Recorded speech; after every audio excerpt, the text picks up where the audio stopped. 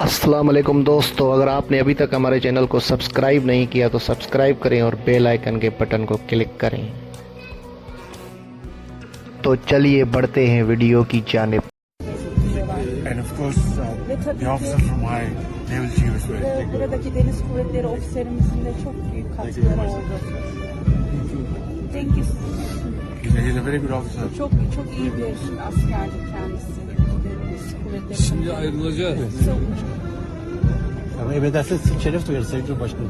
Bizle birlikte olursanız açacağız. Biz beraber heyetler arası toplantılarımız var ya. Onun için Bahattin Köşkü'ne gidiyoruz. Minister of Defense Production. Savunma Üretim Bakanı, Üretim Başkanı, Ticaret Bakanı. Ticaret Bakanı Alo. Our ambassador. ve büyükelçimiz de buradalar bizlerle.